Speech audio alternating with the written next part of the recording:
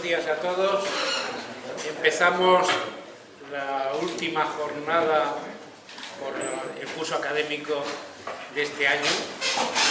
Entonces, como presentación previa a esta conferencia de hoy, yo sí que quiero de alguna manera agradecer al grupo especializado la gran labor que está haciendo en esta jornada, que de alguna manera se ha convertido en una institución. Todo el mundo tiene marcado que un cierto jueves a las 12 de la mañana hay que venir al aula 3 para escuchar una conferencia, y que ha fidelizado una gran cantidad de personas. Hoy un poco menos porque lógicamente las fechas y el calor aprietan y eso se nota, pero yo que he asistido a algunas sí que he visto que efectivamente el número de asistentes ha sido muy numeroso. Y en ese sentido, pues quiero dar la enhorabuena a las dos personas que están delante, León y José Antonio, que son el alma mater de este grupo en los que están trabajando sobre ella. Particularmente a José Antonio Espí, le quiero agradecer su labor y además espero que siga vinculado a este grupo a pesar de que se jubila en la escuela, pero yo creo que su labor aquí se resentiría mucho el grupo si no está, por lo cual formalmente yo le pido que siga estando y que siga colaborando con el grupo, espero que sí.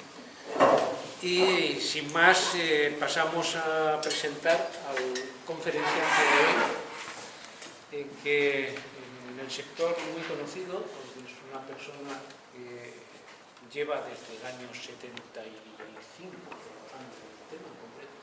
Julián Sardá es licenciado en Ciencias Económicas y Empresariales. También tiene hecho un máster en Marketing y Comunicación por la Universidad de Madrid, Complutense de Madrid.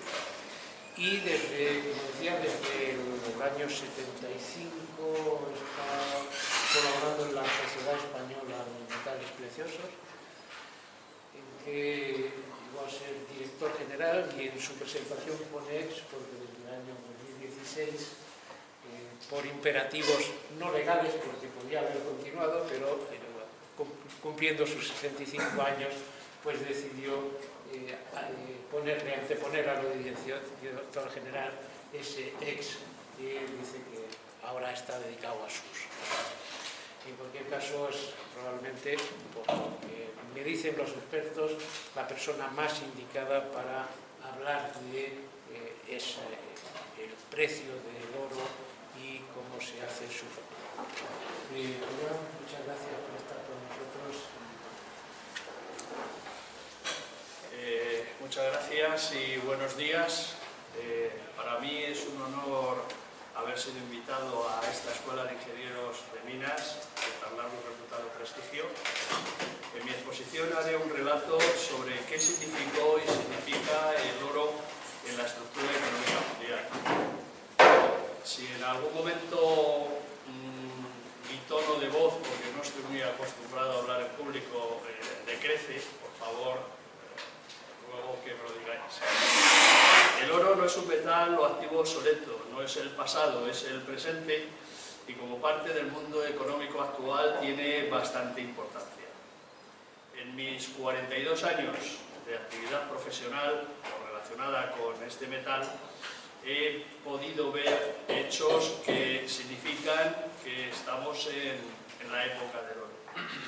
El precio se multiplicó de 100 a casi $2.000 la onza, es decir, casi 20 veces, entre 1975 y 2012. Desde 1975 hasta ahora se ha extraído prácticamente la misma cantidad de oro que en los 6.000 años anteriores. Y la operativa con el oro desde el punto de vista financiero, bolsas, ha cambiado de manera radical, mucho más que anteriormente, incluso por la importancia que luego explicaré de haber sido patrón monetario durante algunas decenas de años. La formación del precio difiere de otros commodities, de otros metales, fundamentalmente por sus dos características, que le son cercanas a los otros metales preciosos, pero aquí en el caso del oro lo más importante, que es su aceptación universal de valor y el hecho de que su oferta sea finita, es decir, hay mucho oro, pero las reservas actualmente más o menos pues conocidas no llegarían a los 20 años de extracción, a los niveles actuales. El oro, como decía, es un metal precioso por excelencia y está más vivo que nunca. Es protagonista fundamentalmente por tres características: como valor por sí mismo, para monedas, lingotes o como medio de atesoramiento y refugio en situaciones económicamente críticas, como metal valioso utilizado para fabricar joyas y objetos de arte y decoración, y como metal de unas características físicas, químicas, biológicas y farmacéuticas que cumple con parámetros de exigencia tecnológica en puntos límite. Voy a hacer un repaso muy rápido sobre ciertas tics sobre el oro a lo largo de la historia, con documentación en Egipto desde hace pues, más de 6.000 años, con documentación de minas bastante importante en las 14 primeras dinastías de Egipto, entre el 3050 y 1212 a.C., con apariciones en yacimientos funerarios como el de la necrópolis de Varna, del 4600 a.C., con objetos decorativos en dicha necrópolis de oro. En el Antiguo Testamento en muchas ocasiones se cita el oro dentro de los relatos y los libros que lo constituyen. El oro era una moneda de cambio habitual en la civilización sumeria paralela a la egipcia. En Babilonia se estableció una paridad fija entre oro, plata, cobre, plomo y hierro, uno de oro, 5 de plata y así todos los metales. Durante el dominio de la civilización persa, del 600 al 320, el darico de oro, que es esta moneda, tuvo una gran aceptación en toda esa zona. Cresus, rey de Lidia, acuñó en el siglo VII a.C. la primera moneda de oro, que podríamos decir que de cierto carácter oficial, en el sentido de que el Estado lo respaldaba. Lidia estaba situada pues, en la península de Anatolia, en la actual Turquía. Y por supuesto, y más cercano a nosotros, griegos, fenicios y sus colonias cartaginesas, y Roma, pues en gran parte de sus guerras se orientan para dominar las minas españolas de oro, fundamentalmente las francesas alrededor de la Sierra de Aracena, como las posteriores del norte de España. En el caso de Roma, Julio César fue quien apoyó la acuñación de oro, fundamentalmente, y a partir de ahí eso permitía disponer de monedas con las que pagar y mover a los soldados, a las compras exteriores, el trigo de Egipto, y desarrollar de una forma importante la economía. En el año 160 a.C. circulaban 880 toneladas de monedas de oro. En la Edad Media, el Islam, con los dinares de oro, maravedís en la península y los excelentes y ducados de los reinos cristianos, con la mayor importancia del numisma bizantino, son las monedas de oro de referencia que se utilizaron en la Edad Media. No se utilizaban como medio de pago, se utilizaban generalmente pues, más como medio de pago de indemnizaciones de derrotas, de guerras, de aportaciones importantes, pero por supuesto no como medio de pago.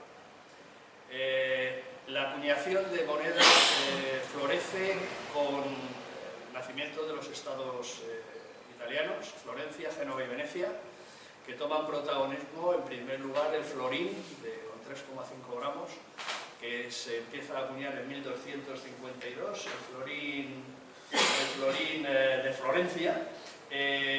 Fue el protagonista durante bastante tiempo.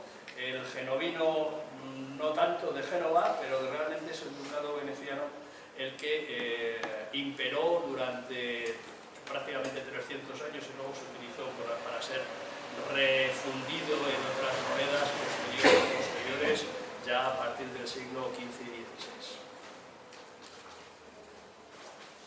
El descubrimiento de América en el siglo XV y la integración del oro americano en el sistema económico a través de España fue el primer hito que introducía el oro como protagonista económico de la futura historia. Hasta desde 1492, bueno, desde 1503 que llega el primer cargamento de oro a Sevilla, hasta 1700 llegaron cerca de 450 toneladas de oro. A finales del siglo XVII y fundamentalmente durante el siglo XVIII, las exploraciones brasileñas del departamento de Minas Gerais en Brasil refuerzan la oferta de oro al sistema a través fundamentalmente de comerciantes y banqueros británicos, obteniéndose alrededor de 1000 toneladas en el siglo XVIII. Pero sin duda alguna los descubrimientos mineros del siglo XIX son el espaldarazo definitivo a la oferta de oro físico que fue necesario disponer para todo el establecimiento de un sistema monetario del que luego hablaré.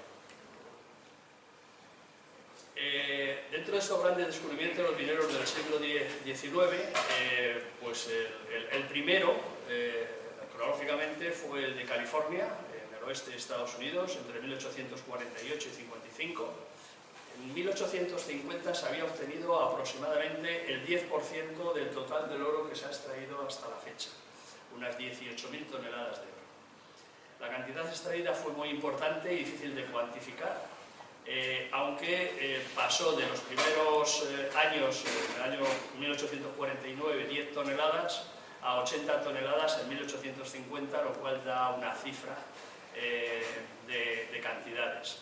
10 años después habían obtenido unas 750 toneladas de oro, cifra muchísimo más importante que de las que habíamos hablado de obtenido en América desde su descubrimiento. También tuvo mucha importancia, sobre todo para el desarrollo de Australia, el encontrar oro en Australia. Su descubridor, Hargreaves, que decidió buscar oro en Nueva Gales del Sur, en Australia, tras fracasar su búsqueda de oro en California, empezó a conseguir oro y Australia pasará de 400.000 habitantes en 1851 a más de 1 millón 10 años después, en gran medida por la llamada de esta fiebre de oro. En 1851 se obtenían 5 toneladas anuales y en el 52 se obtenían más de 25 toneladas. Aquí hay una foto de la pepita más grande que se conserva, obtenida el 5 de febrero del 69 y que pesa 72 kilos. El descubrimiento de oro en Alaska fue también muy importante, junto a Juneau, en la parte del río Klondike, frontera con Canadá. Se obtuvo oro y se extrajeron alrededor de 400 toneladas en un área verdaderamente hostil por las temperaturas del invierno, porque está rodeado de montañas. Juneau, por ejemplo, actualmente todavía no tiene carreteras, que aun siendo la capital la capital administrativa de Alaska, y es una ironía económica que Estados Unidos comprara en 1867 Alaska por $7,5 millones de dólares, equivalentes a 15 toneladas de oro del precio de la época, y allí consiguiera 400 toneladas pocos años después.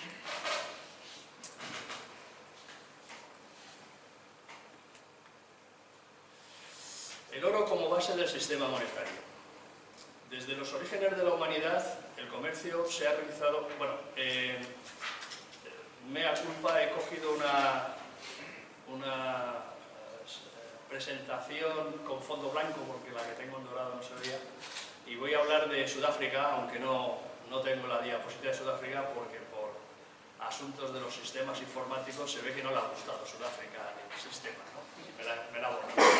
Sudáfrica es sin duda el descubrimiento de las minas en la zona del Transvaal, donde rápidamente se empieza a lavar oro y 40.000 personas están trabajando allí. Y luego el desarrollo ya minero posteriormente como colonia inglesa es sin duda el más importante descubrimiento de oro de la historia del oro. Sudáfrica llegó a producir 1000 toneladas en 1970, la tercera parte de la producción mundial en aquella época, y ha sido el principal suministrador de oro al sistema durante todo este tiempo. Una vez introducido hasta, como decíamos, el siglo XIX, voy a desarrollar el oro como base del sistema monetario. Desde los orígenes de la humanidad, el comercio se ha realizado mediante un sistema de intercambio de mercancías. Los metales, con papel protagonista de la plata y el oro, sobre todo acuñado en forma de monedas, ha servido de intercambio de valor de las mercancías a lo largo de la historia.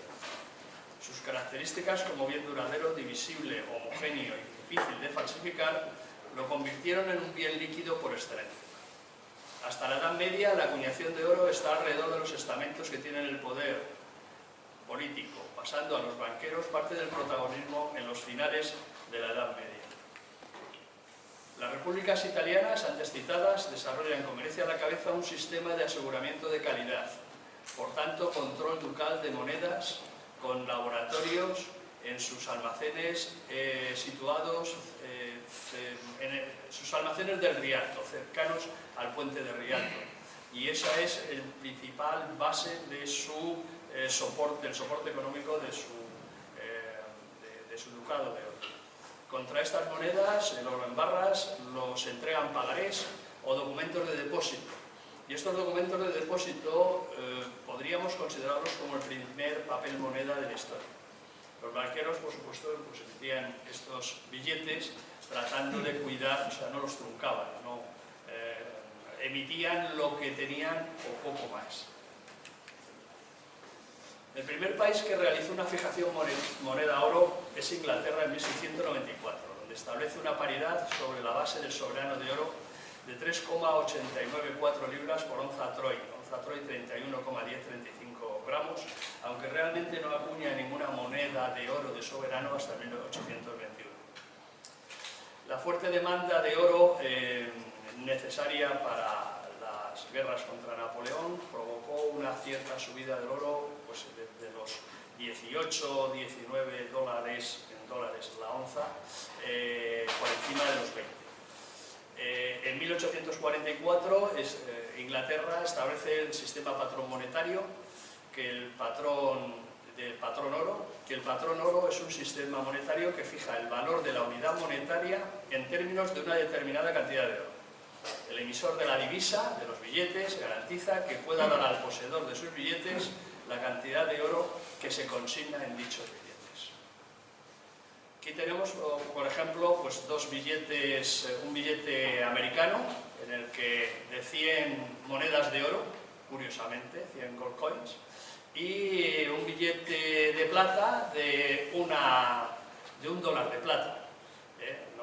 No hay, es la clara manifestación del sistema de patrón metal precioso. Pero en Estados Unidos de plata, porque hay países como Estados Unidos y España siempre han sido han preferido la plata al oro. Incluso en China jamás se adoptó un patrón oro. España y Francia y todos los países europeos lo van haciendo a través a partir de la declaración de Inglaterra, pues a lo largo del siglo XIX, y el patrón oro se conserva bajo diversas modalidades de convertibilidad que van cambiando a lo largo del tiempo. Al principio era muy convertible, totalmente convertible. Cuando empieza la Primera Guerra Mundial, en el Banco de Inglaterra hay una gran cola de personas que quieren cambiar sus billetes, sus libras por oro, ¿no? Y el Banco de Inglaterra lo hace, lo admite y lo paga. Pero luego pues va cambiando la convertibilidad y disminuyéndola hasta que en 1931 pues desaparece totalmente. En 1944, en los acuerdos de Bretton Woods, Estados Unidos toma todo el protagonismo y admite con sus reservas la convertibilidad del dólar a 35 dólares la onza. En 1968 sucede lo mismo que pasó anteriormente con la convertibilidad, empieza a ponerse ciertas pegas a esa convertibilidad, aunque sigue existiendo en el derecho, pero no en el hecho, y en 1971 desaparece totalmente. Aquí he puesto unos ejemplos de monedas de oro españolas en pesetas, las 10 pesetas de Alfonso XII, 20 pesetas de Alfonso XIII, 25 pesetas de Amadeo I y Alfonso XII, y las 100 pesetas, que es la de mayor valor, 1870 por el Gobierno Provisional de la República, Amadeo de Saboya, y en 1897 por Alfonso XIII, con un peso de 32,25 gramos. Prácticamente es, pues, digamos, que son las onzas por kilo. Sobre las bolsas de metales preciosos y la formación del precio, como todas las bolsas de materias primas en general y de metales en particular, se establecen como necesidad de disponer de un lugar físico donde realizar las transacciones entre productores, sus representantes y comerciantes. Los comerciantes de metal en Londres comenzaron a reunirse en lugares públicos con el fin de realizar sus operaciones. Londres, como capital del Imperio Británico, se convierte en el centro económico mundial. En el clima de desarrollo económico y tecnológico posterior a la Revolución Francesa, los comerciantes de metales, que en general empiezan a reunirse en pubs o otros lugares públicos, donde van estableciendo en pizarras los precios que van intercambiando, tanto de los productos que tienen en stock, dentro de ellos los metales, como de los futuros, pues de los futuros entendidos, por ejemplo, pues el futuro barco que llegará con no sé cuántas toneladas de cobre al puerto de Bristol por dentro de 2 meses, y esa transacción se realiza y es como comienzan lo que luego denominaremos mercado de futuros. En 1877 se crea la empresa Metal Market Exchange and Company, que es la base de lo que posteriormente sería el London Metal Exchange, que ha sido siempre la bolsa de referencia para todos los metales, excluido el oro. Excluido el oro, ¿por qué? Porque el oro generalmente, y en la época en que estamos hablando, el oro era comercio de Estado, no comercio entre particulares. En algunos momentos estaba prohibido incluso la compra-venta de oro a particulares, pero fundamentalmente era un precio fijado, un precio de Estado, una convertibilidad, no tenía ningún sentido tener una bolsa. Pero el pasado 5 de junio de este año, 2017, el LME ha comenzado sus operaciones de futuros de oro en un complejo acuerdo con el CME, la bolsa, o digamos el grupo más importante, luego hablaremos, bursátil americano y del mundo, para dar una operativa bastante ágil sobre un mercado como es el de Londres, donde siempre ha imperado el London Bullion Market, pero que es un mercado de spot o contado y no de futuros. La realidad es que el mercado de Londres, que siempre hemos hablado los que nos hemos dedicado a los metales preciosos, siempre como base de precio, tuvo una evolución de banqueros que al final se juntaron en el 1919 para empezar unas cotizaciones ya de un cierto mercado libre, puesto que, como decía, aun existiendo el mercado, existía el patrón oro todavía en el Reino Unido, pues con muchas limitaciones y prácticamente ligado solamente a operaciones entre instituciones. Uno de los bases y fundadores fue Mocatta Goldsmith. Mocatta fue un judío de origen español que salió de España pues en tiempo de los Reyes Católicos, y que fue el primer banquero oficial del Reino Unido, del Reino de Inglaterra, que fue prácticamente el que originó toda la operativa. Rothschild, pues que se hizo importante financiando a Wellington en su guerra con Napoleón, y luego pues otros importantes que fueron asociándose para al final ser 5 los que empezaron a constituir y a reunirse para fijar el precio. Así como ejemplo estoy poniendo aquí el 12 de septiembre de 1919 el oro cotizó, que es el primer día que hubo cotización oficial, a 4,94 libras y a 19,39 dólares la onza. Ayer, 14 de junio de 2017, estábamos a 995,83 libras la onza y 1.268,25 dólares la onza. Es decir, en el caso de la libra 202 veces el precio, en el caso del dólar 65,4 veces el precio. Entonces nos sirve también para ver así en un flash muy importante qué es lo que ha pasado con la libra y el dólar a lo largo de estos casi 100 años. La fuerte devaluación de la libra con respecto al dólar. Estos son las 5 personas que se reunían para entre ellos decidir cuál era el precio de Londres. Durante la Segunda Guerra Mundial se cerró el London Gold Fishing en el 39 y no se abrió hasta 1954.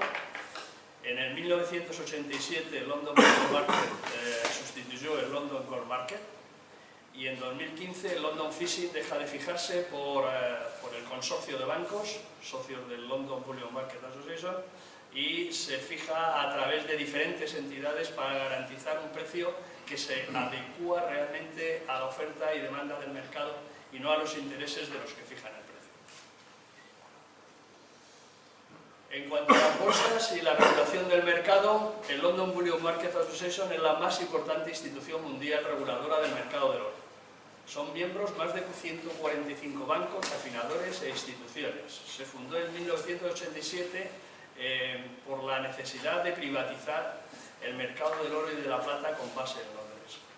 Es el soporte del precio de referencia que decía antes, que sustituyó al fishing de marzo de 2015. Es el soporte, ellos no lo producen. El precio de referencia, precio de Londres, se cotiza en libras la onza, en dólares la onza, para entrega en lingotes de 400 onzas, 12,5 kilos aproximadamente, en un almacén homologado por el London Bullion Market Association de Londres con pago contado o spot. Pero el LBMA se ocupa además de las regulaciones del mercado financiero de las empresas y transacciones que son asociadas, de la lista de lingotes cuyas marcas son aceptadas por el mercado, de seguir un sistema de control de calidad de las empresas que están homologadas y sus lingotes están homologados, y de seguir una guía responsable en el sentido de medio ambiente, blanqueo de capitales y desde el punto de vista de carácter social y desde el punto de vista de zonas de conflicto, para garantizar que todo el oro y la plata que se realiza a través de las empresas asociadas al LBMA pues cumplen estos requisitos.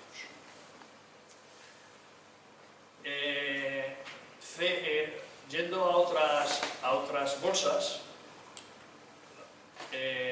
Sociedad Española de Metales Preciosos, actualmente es esa Sociedad Platería, es la única empresa española que dispone de Status Good Delivery para sus lingotes de oro y de plata.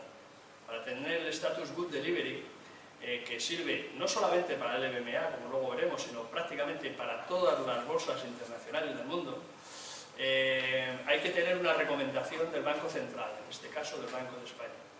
Un informe financiero auditado que pruebe tener una antigüedad adecuada, que consideran con un mínimo de 40 años, y un patrimonio de actualmente 10 millones de libras. Un informe auditado de producir más de 10 toneladas de oro anual de sus plantas de afinaje, y un informe técnico y analítico sobre la capacidad de producción y exactitud del análisis en base a un envío de 10 lingotes de 400 onzas que es revisado metodológicamente y analíticamente pues, por determinadas empresas en el Reino Unido. El grupo bursátil más importante del mundo es CME Group, que adquirió las dos bolsas importantes de metales, el NYMEX, el New York Mercantile Exchange, que es la bolsa más antigua de metales en Estados Unidos, fundada en 1872, especialista en platinoides, fundamentalmente, no en oro ni plata. También adquirió COMEX, especialista en oro y en plata, que fue fundada en Nueva York en 1933. La operativa con oro comenzó en 1974, justo cuando, como decíamos, empezó a liberalizarse el precio del oro tras el final de los $35 la onza que había adoptado Estados Unidos tras los acuerdos de Bretton Woods.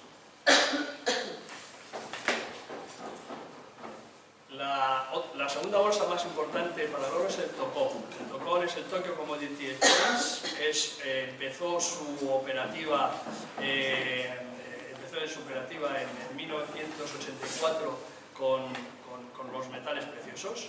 El oro es negociado de forma continua en precios spot y futuros, y el lingote de referencia es el oro de 1 kilo de pureza 4,9. En el caso, todas las bolsas prácticamente su base de referencia es el lingote de 1 kilo de 4,9 de pureza, excepto la bolsa de Londres, en la que hablábamos antes, el LBMA, en la que la base es el lingote de 400 onzas de 12 kilos y medio de una ley de más de 99,5%.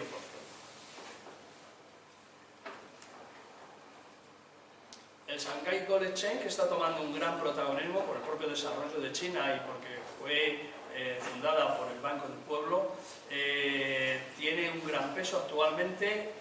Quitó gran protagonismo a la bolsa de Hong Kong, aunque actualmente la bolsa de Hong Kong está otra vez volviendo a tomar bastante protagonismo. Desde 2016 cotiza a los precios en yuans, además de, por supuesto, en dólares, y esta bolsa está enfocada más hacia operaciones con físico que hacia mercados financieros.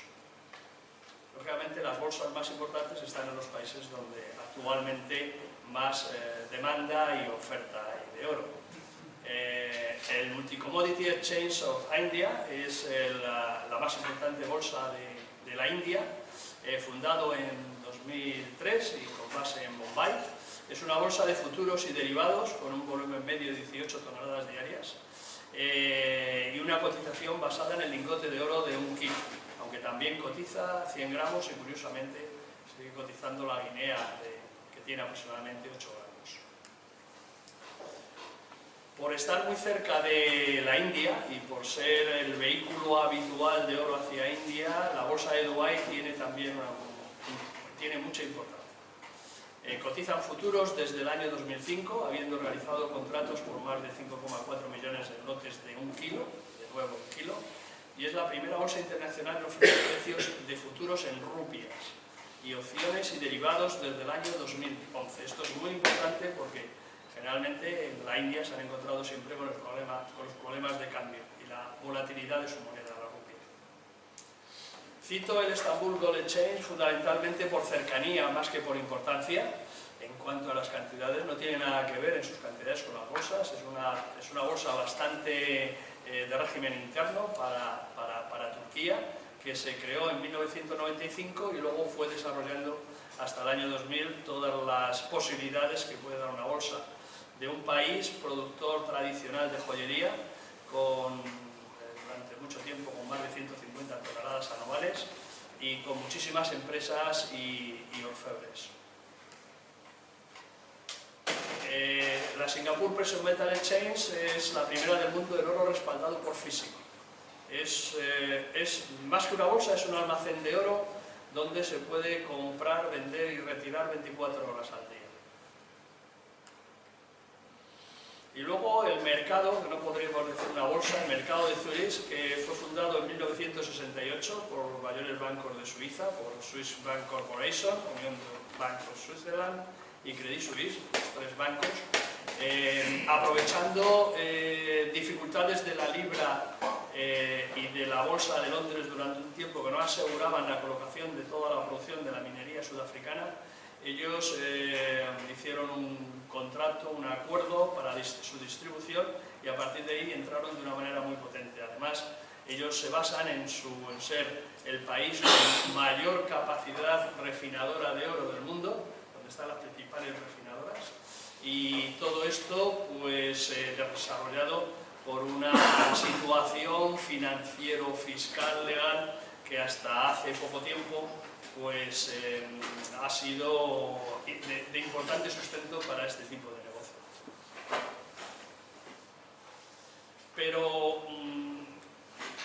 la operativa habitual día a día de las empresas transformadoras, de las mineras, de las empresas que están en el mundo físico de la transformación de metales preciosos, realmente es buscar sus coberturas y cotizaciones a través de call centers o de plataformas, lo que se denomina el overtrade counter, de diferentes bancos e instituciones como los que cito aquí, que realmente luego hacen sus soportes de cobertura en las cantidades que consideran oportunos sobre la bolsa cuando no lo pueden hacer entre sus clientes.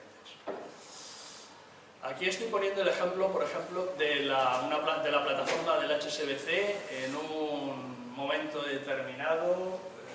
Ahora mismo no soy capaz de ver el día, pero aquí tenemos la cotización instantánea que están dando. Pues para oro en euros la onza, para plata en euros la onza y cambio euro-dólar. Entonces vemos un cambio comprador en azul y un cambio vendedor en amarillo. Es aquí donde generalmente deben las compañías pues para hacer sus operaciones de compra y de venta en la mayoría de los casos. Las informaciones de los precios se consiguen a través de muchísimos revistas, plataformas, compañías especializadas. Lo que quiero llamar la atención aquí desde un punto de vista técnico es que algunas, aquí estoy poniendo el ejemplo de Kitco, algunas pues cotizan con tarde, no son precios siempre totalmente válidos y a veces con una cierta tendencia a dar un precio sesgado hacia sus intereses. Aquí, por ejemplo, cojo otra página de la misma operadora, pero cuando sí que opera, cuando está comprando y vendiendo, donde el diferencial que antes veíamos que era de 0,30, me parece, aquí tenemos un diferencial de $1 entre la compra y la venta. No voy a entrar un poco como si...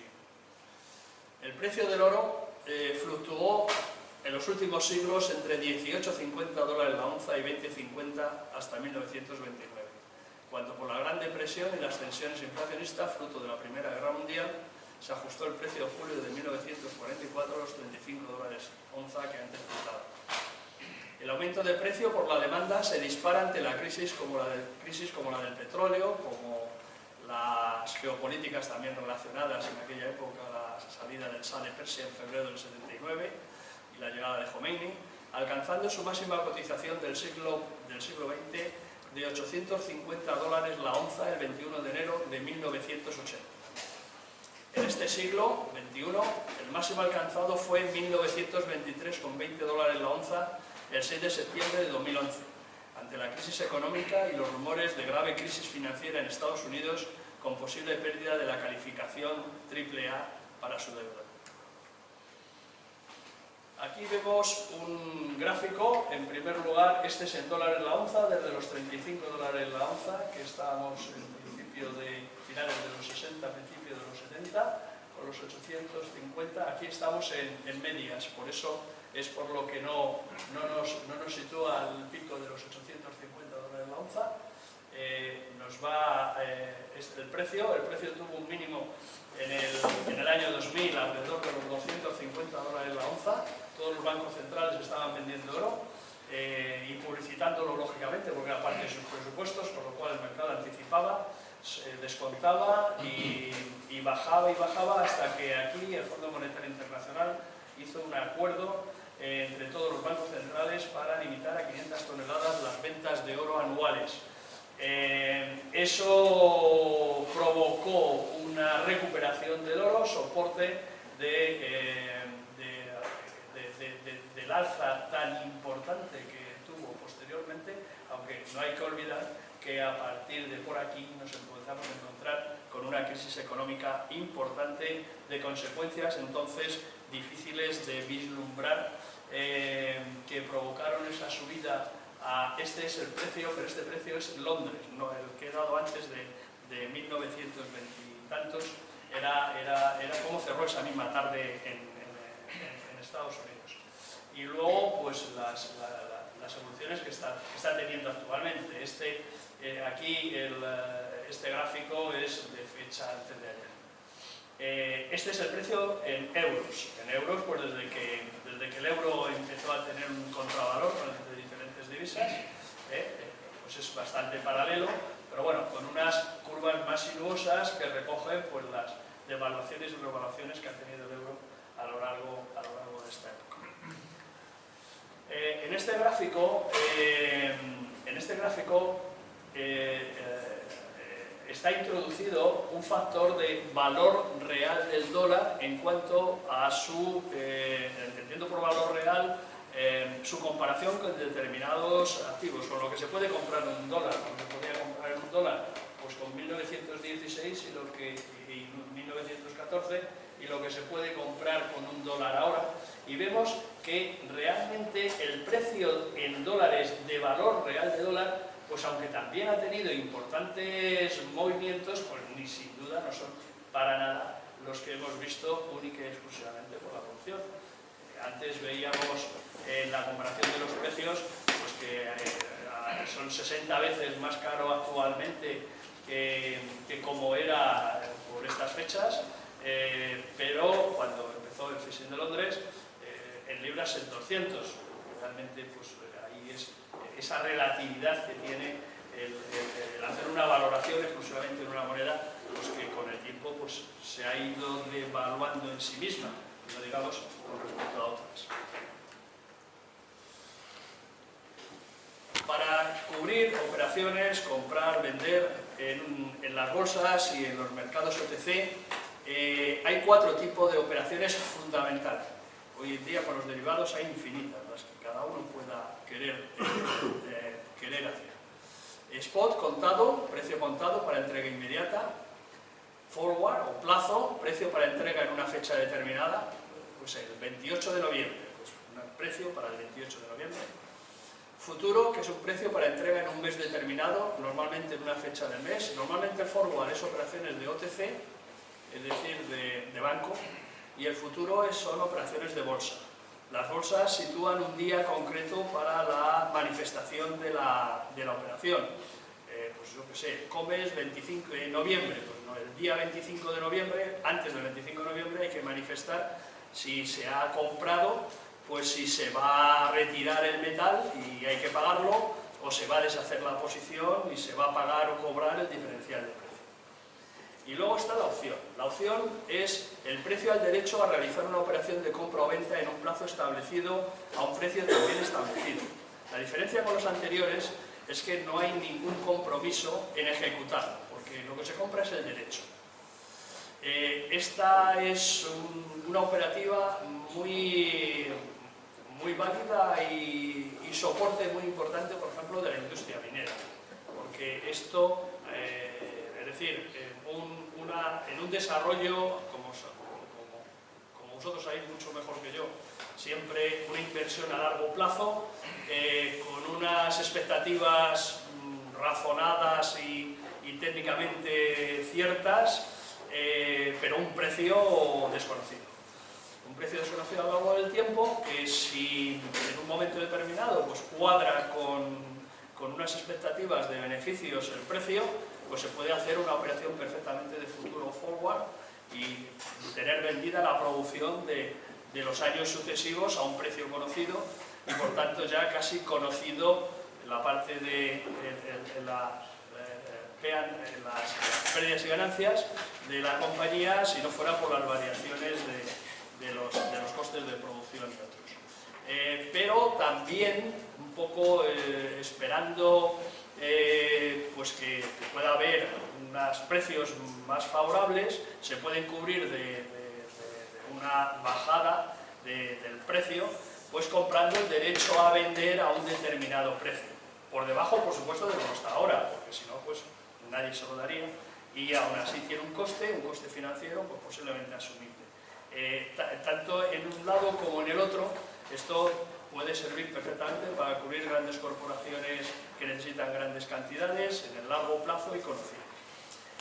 Comprar la opción de comprar a un precio determinado en una fecha determinada es comprar buy and call, comprar una opción, vender a un precio determinado en una fecha determinada, buy and put, y también existe la posibilidad inversa de vender la opción de comprar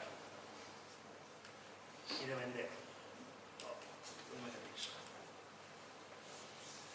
Stocks y ofertas de oro. A lo largo de la historia se han extraído, aquí hay fuentes diferentes, yo he cogido esta porque la soportan las principales grupos que tienen muy buena información sobre el oro, 186.700 toneladas de oro. que están colocadas en este cubo de 21,3 metros por 21,3 metros. Hasta 1850 fueron extraídas unas 18.000 toneladas de oro. Entre 1850 y 1968 fueron extraídas unas 66.000 toneladas de oro. Y entre 1968 y 2016 fueron extraídas unas 102.000 toneladas de oro. Aquí vemos claramente la aceleración. Joyería, prácticamente se ha utilizado la mitad del oro que se ha extraído, se ha producido en joyería. El sector oficial aquí figura con 32.000 toneladas, aunque en los últimos datos que tenemos son 33.000 y pico, que luego veremos.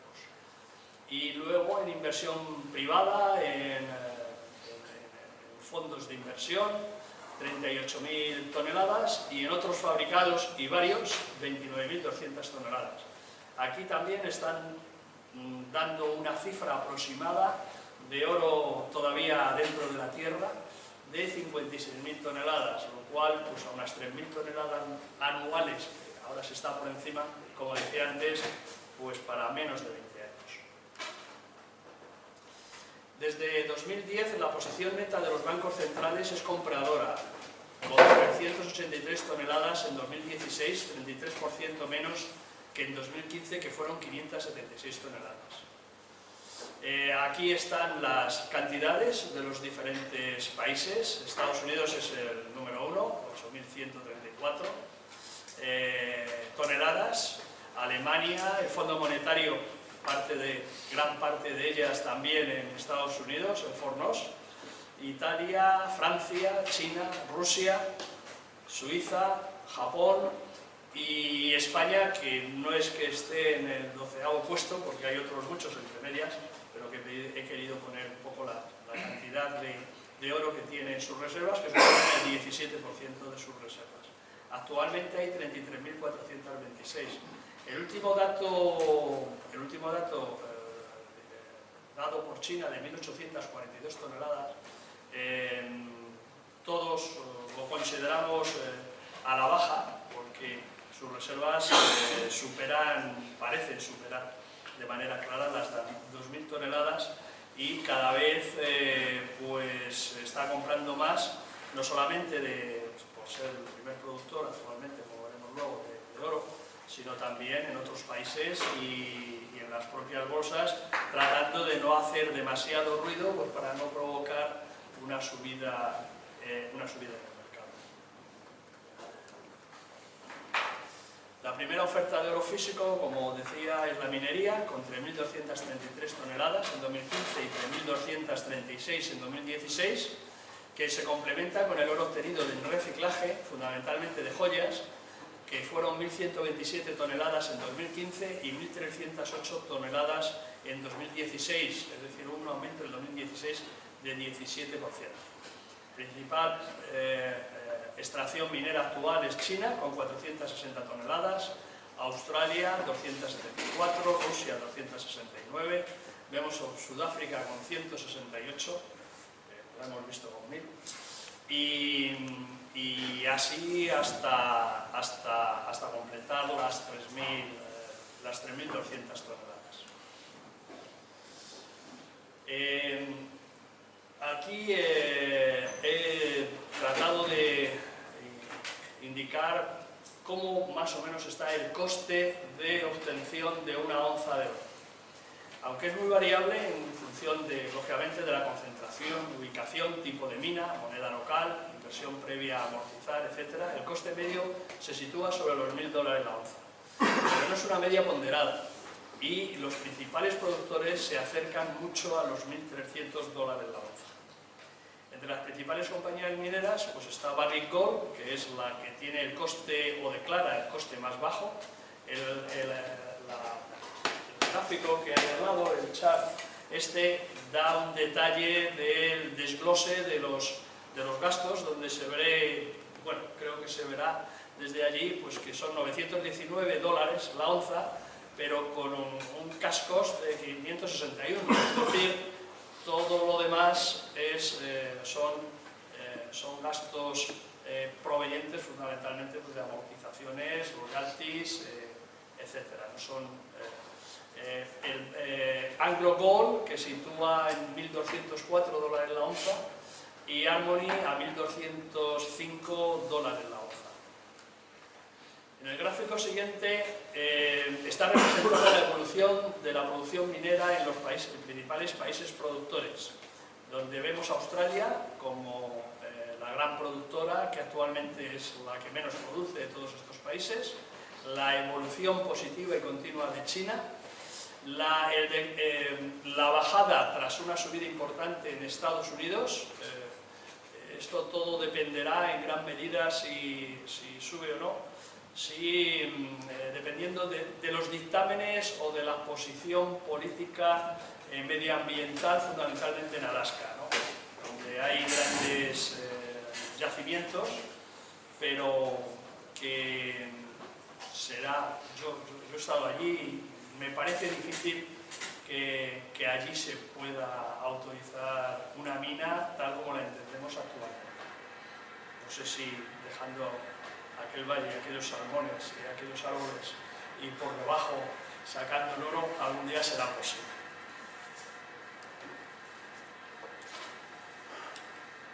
El oro obtenido de reciclaje tiene un componente de estabilidad en los últimos años, aunque creció un 17% en 2016, pues porque el precio subió y sobre todo el precio subió en monedas locales de una manera muy importante, como fue el caso de Turquía. Por eso es por lo que tuvimos la subida de la oferta de oro de reciclaje el año pasado. Por centros, pues el más importante generalmente pues es el lejano oeste, Asia, aquí es Japón, China, aunque es China realmente. El Medio Oeste, pues también es muy importante, sobre todo Emiratos Árabes y, bueno, Medio Oeste, Vietnam, creo que no me estoy perdiendo, y el subcontinente indio, 124 toneladas, y Europa. La demanda de oro. El oro de inversión, hablar de oro y de inversión es como utilizar conceptos similares. Ha sido y es parte de su propia existencia. Los reinos, estados ricos siempre han utilizado el oro como un bien de valor seguro, intemporal, anticrisis, antiinflación, líquido, de fácil transporte, custodia, compra y venta.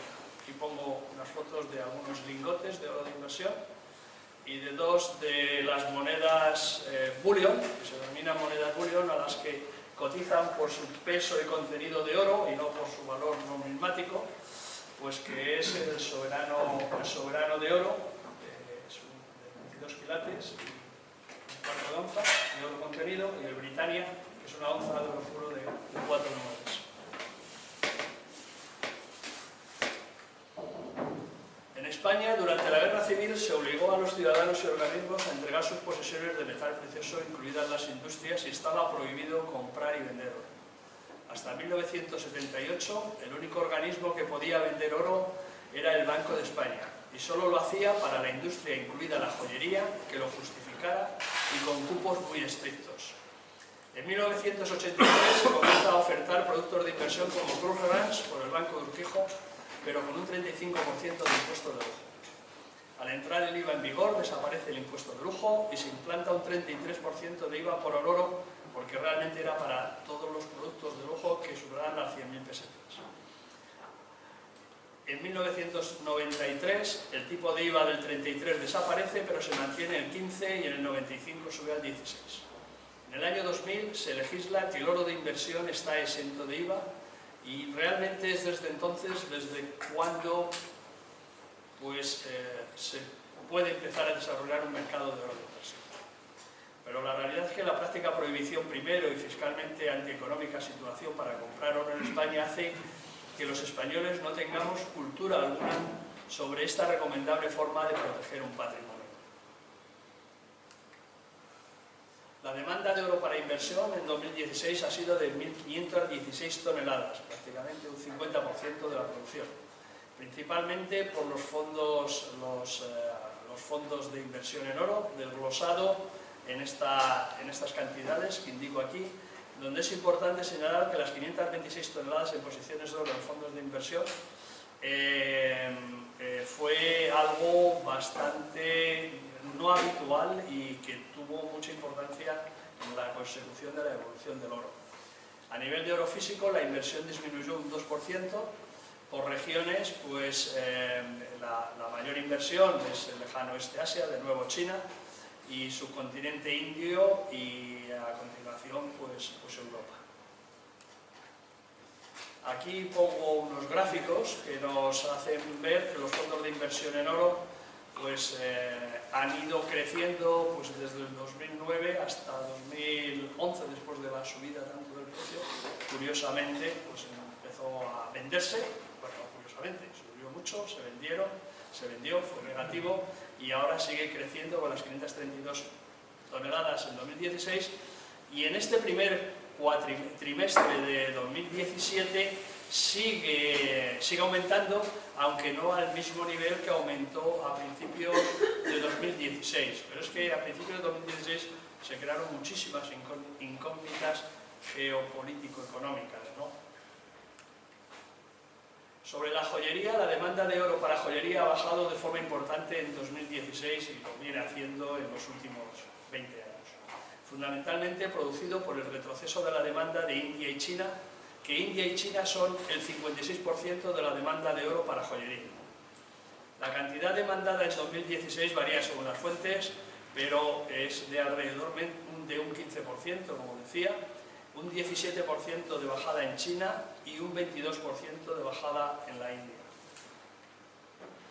En el caso de la India, las huelgas de las industrias joyeras para protestar por las medidas fiscales, la dificultad para obtener billetes de ciertos valores, la falta de billetes está produciendo una oferta de oro con descuento.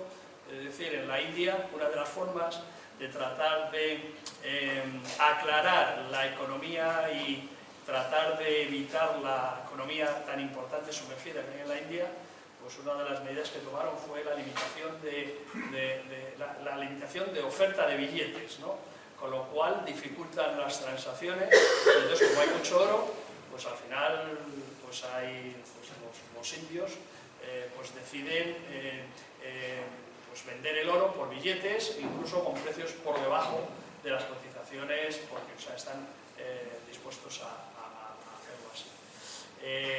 Unas 22.000 toneladas de oro normalmente son los stocks que se calculan que hay en la India de oro, y como decía, unas 600 toneladas es utilizado para fabricar joyería cada año.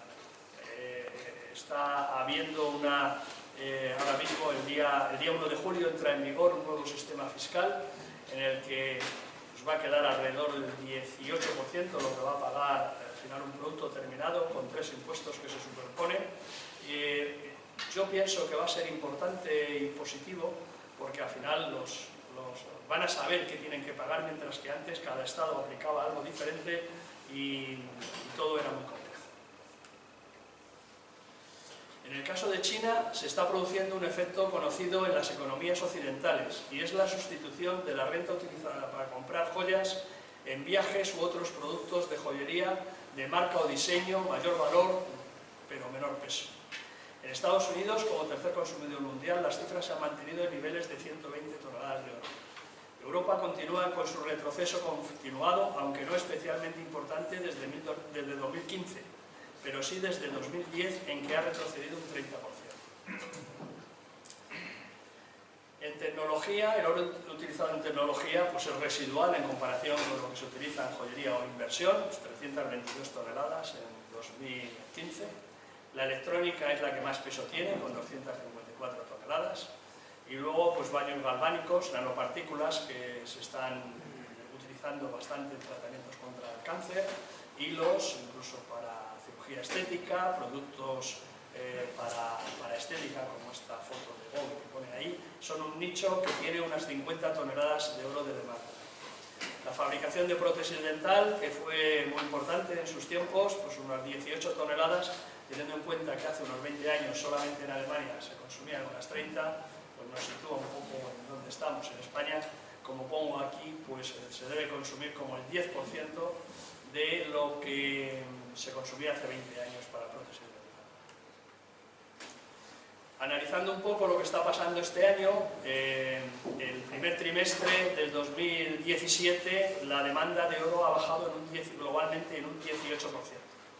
Fundamentalmente de la parte de los fondos de oro de inversión que no ha sido igual a la del año pasado, con menos compras de los bancos centrales, pero en ambos casos con compras, porque podría suceder lo contrario, que lo que ha sucedido muchas veces, que los bancos centrales vendan o que los fondos de inversión pues vendan oro porque quieren hacer cash o cambiar de inversión, y con un continuo aumento de inversión en lingotes y monedas de un 9%, principalmente en China.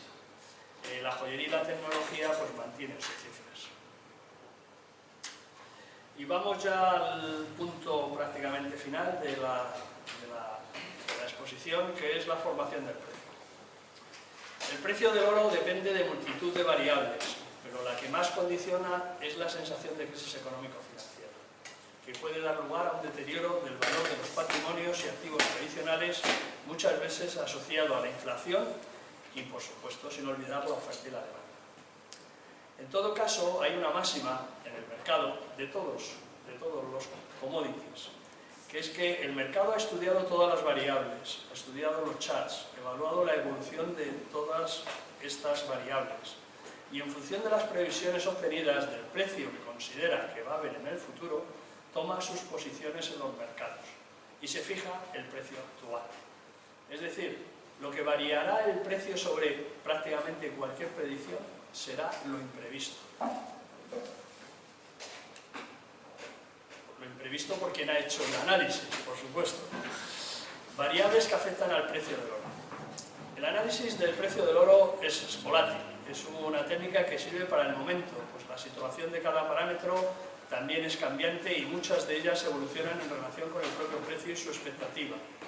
Las fundamentales variables alcistas actualmente son la previsión de situación geopolítica y económica crítica, populismo y secesión, es un riesgo económico global, proteccionismo económico que limitaría el libre mercado y el desarrollo económico global, o la bancarrota o deterioro grave de la economía de estados, de peso o de regiones.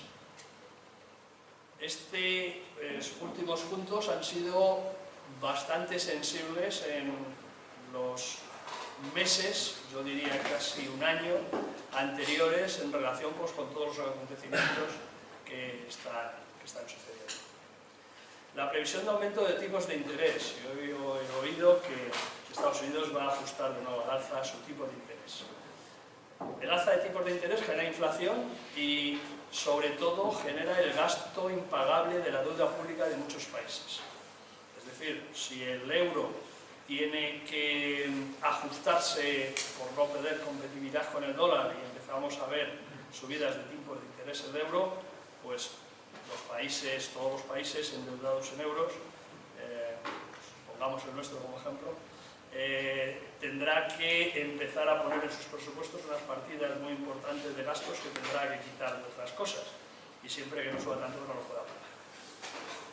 La previsión de inflación siempre es que con la subida de intereses puede preverse una cierta inflación, en principio en Estados Unidos, es siempre uno de lo que más provoca el aumento del precio del oro. Sobre la demanda y la situación actual de los principales datos, la India, como decía, que alcanzó su máximo de demanda en 2010, con bajadas importantes en los últimos años, aunque pueda ser positivo esta bajada, pues es negativo para el precio del oro. El oro acumulado en los fondos de inversión, que sigue su incremento a nivel récord de las 620 toneladas y no el mismo ritmo del 2017, pues mientras siga habiendo aumento, pues eso es positivo. China, que sigue manteniendo cercana su demanda máxima de 2013, ha bajado en joyería, pero lo ha superado con creces en la compra de los bancos centrales y con inversión. Los propios bancos centrales, que desde 2010 siguen aumentando sus reservas. La posible subida del precio del petróleo sería también un factor alcista. Es un factor alcista un poco también, preguntaban antes sobre por qué China quiere aumentar sus reservas de oro y por qué compra oro. Pues porque no quieren tener como contrapartida fundamentalmente dólares o otras divisas que interpretan que son más volátiles que pueda ser el oro, o por lo menos en una parte, porque tampoco están diciendo vamos a cambiar nuestras reservas de divisas por oro, pero sí, pues en vez de tener un 14%, pues vamos a tener un 20%. La joyería es un factor negativo, puesto que es a la baja y nadie puede ahora mismo pensar que la joyería o la demanda para joyería puede aumentar. La inversión de oro físico, pues positivo o negativo, porque lleva unos años en unos niveles bastante estables. Es decir, hay demanda de oro físico para inversión, pero sin grandes movimientos. En cuanto a la oferta minera permanece estable, pero con limitaciones en las reservas disponibles a 20 años, como dije antes, y dificultades para aumentar o disminuir la producción en el corto plazo. Es decir, prácticamente es fácil adivinar cuál va a ser la oferta de oro en los próximos 5, 6, 7 años, pero incluso más, porque las inversiones generalmente pues, están hechas o que están a punto de hacerse. Es verdad que en los últimos meses, incluso, las grandes compañías mineras han anunciado inversiones importantes en desarrollos de las actuales y de nuevos desarrollos mineros. La inversión es muy superior a la desinversión en este momento, por lo que no hay oferta neta de los stocks de oro.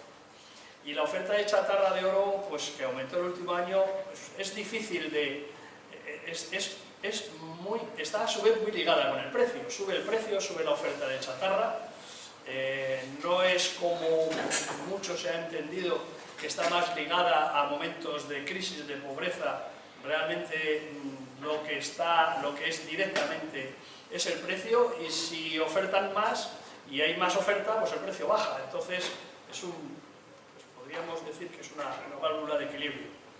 Ponderados con distinto peso, hay más señales alcistas que bajistas, aunque en los últimos meses la tendencia alcista se ha moderado. Haciendo otro análisis, que es el análisis chartista de la evolución del precio. El análisis chartista se basa fundamentalmente en que lo que ha sucedido es lo que nosotros debemos de pensar o podemos pensar que va a suceder en el futuro. Estamos hablando fundamentalmente de tendencias y de fuerzas de subidas y de bajadas. En este tipo de estudio lo que más se utiliza son las medias móviles de periodos temporales diferentes para analizar la tendencia de cada media y su posicionamiento sobre el precio a tiempo real en un gráfico. Y luego hay otros dos índices, el de índice de fuerza relativa, que analiza las subidas y las bajadas en el corto o largo tiempo, las valora de esa forma y pondera más cuando la subida es en corto que cuando una subida es en un medio plazo. Y el momentum o ratio de cambio es el que va analizando las cantidades de oro como sobrecompradas o sobrevendidas en relación con lo que es la propia media y evolución normal del mercado. Como aquí no se ve nada, es un ejemplo, pero creo que no es...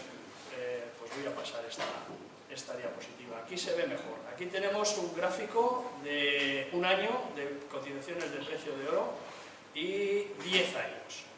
Tenemos una media móvil de 14 días en el caso de un año y de 200 días en el caso de un año. En azul, la de 14 días, en verde, la de un año. Estamos viendo actualmente que la de corto, la de 14, está sobre la de largo y está superando, está ahora mismo por encima del contado. Esto da una cierta tendencia o pensamiento alcista de los próximos precios. Y además la misma la vamos viendo en el de 10 años, con una media de 260, donde también se está produciendo lo mismo. Parece como si nos quisiera señalar que estamos en un momento de cierta subida. La realidad es que tuvimos el día 7 de junio un cierto máximo muy cercano a $1.300 la onza, y ahora, pues, como hemos visto, pues ha bajado levemente y parece como si quisiera romper esos $1.300 la onza. Estimar un precio futuro no es una tarea fácil, y para probarlo voy a citar a continuación, y ya termino, unas ciertas predicciones de importantes bancos y organismos que realizan fundamentalmente pues, para ver que no es fácil. El London Bullion Market Association, que es del que hablé antes, todos los años hace una encuesta entre sus principales analistas de diferentes bancos y empresas. 23 analistas hicieron predicciones en 2016 sobre los precios para 2017. El precio medio entre todos los analistas fue de $1.244 la onza, lo cual no está muy descaminado, pues porque aunque estamos $50 por encima, pero también hemos estado por debajo. Sharp Paisley es el más optimista, desde el punto de vista, si ser optimista es pensar que el oro va a subir, de $1.300 la onza. $1.300 la onza, que no ha alcanzado en este año, de media supondría que tendríamos que ver precios cercanos a los 1.400 en los próximos meses. Parece posible, pero difícil. Pero es que tenemos, por ejemplo, el banco Natixis, que habla de $1.110 la onza. Evidentemente, con los precios que ha habido, tendríamos que ver precios por debajo de 1.000 en los próximos meses para que esta predicción de precio medio se cumpliera.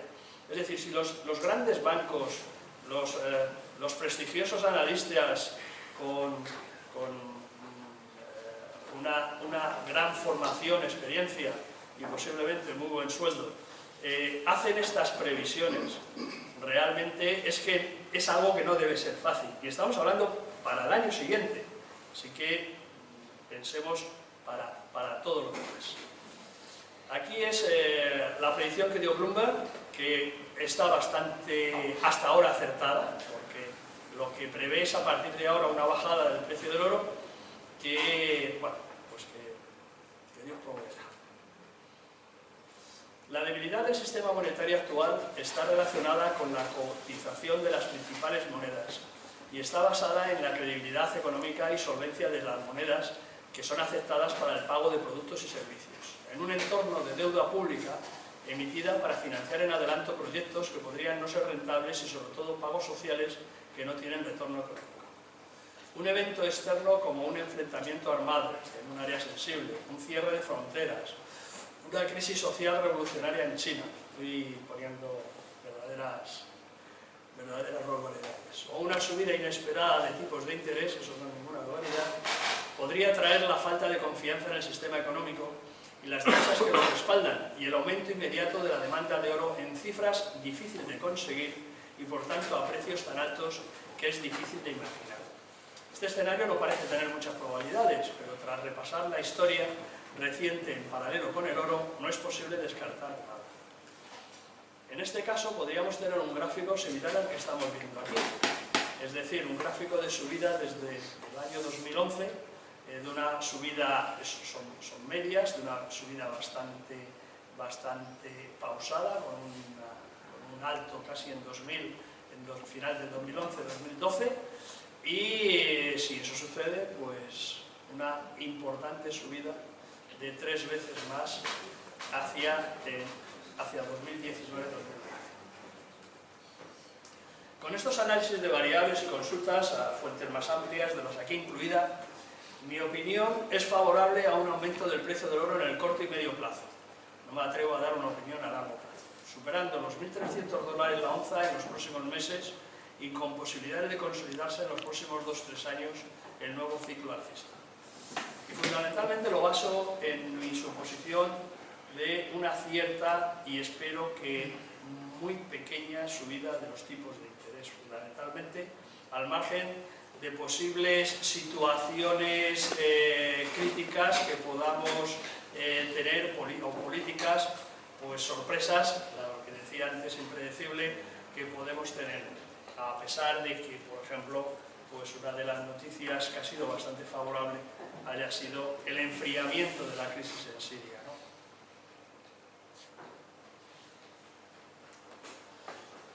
Bueno, pues con esto termino mi presentación. La preparé en primavera del 2017 y rematada en los últimos días. Por lo tanto, en su apartado de predicción de precios estará desfasada en pocas semanas. Atención a esto, que es importante.